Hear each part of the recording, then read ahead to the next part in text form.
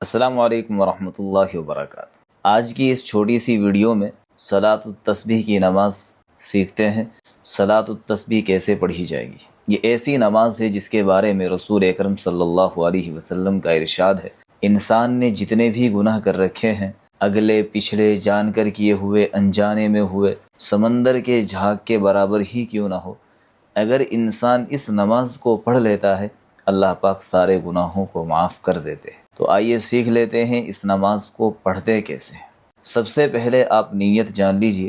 اس نماز کی نیت نفل نماز بول کر کی جائے گی کہ میں 4 رکعت نفل نماز صلاۃ التسبیح کی پڑھنے جا رہا ہوں۔ اگر آپ یہ بولنا نہیں چاہتے تو صرف اتنا بھی کہہ دینا کافی ہے کہ میں صلاۃ التسبیح پڑھ رہا ہوں۔ سب سے پہلے کہیں گے اللہ اکبر، اللہ اکبر کہہ کر ہاتھ باندھ لیں گے، اور یہاں آپ پڑھیں گے سبحانک اللہم وبحمدک وتبارک اسمک وتعالی جدک ولا الہ غیرک۔ پھر آپ تیسرا کلمہ پڑھیں سبحان اللہ والحمد للہ ولا الہ الا اللہ واللہ اکبر، اور اس کلمے کو آپ نے یہاں 15 دفعہ پڑھنا ہے۔ پھر پڑھے اعوذ باللہ من الشیطان الرجیم بسم اللہ الرحمن الرحیم۔ پھر اس کے فوراً بعد پوری الحمد شریف پڑھے۔ پھر پوری الحمد شریف پڑھنے کے بعد تبت یدا ابی لہب وتب، یہ پوری صورت پڑھ لیجئے۔ جب یہ دونوں صورتیں مکمل ہو جائے پھر اب آپ کو 10 دفعہ پڑھنا ہے سبحان اللہ والحمد للہ ولا الہ الا اللہ واللہ اکبر۔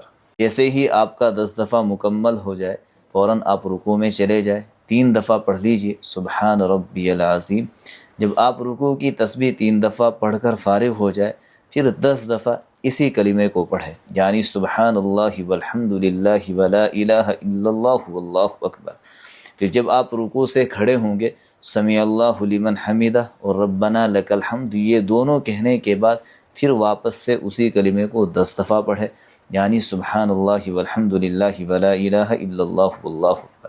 پھر سیدھا آپ سجدے میں چلے جائیں، سجدے کی تسبیح پڑھنے کے بعد پھر اسی کلمے کو 10 دفعہ پڑھیں۔ پھر دونوں سجدوں کے درمیان 10 دفعہ اسی کلمے کو پڑھیں۔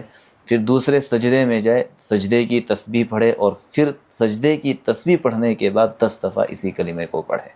تو اس طریقے سے ایک رکعت ہوگی، پھر دوسری رکعت کے لیے کھڑے ہو جائے، جیسے ہی کھڑے ہوں گے 15 دفعہ پڑھے۔ اس طریقے سے آپ کو 4 رکعت مکمل کرنی ہے، آپ کی نماز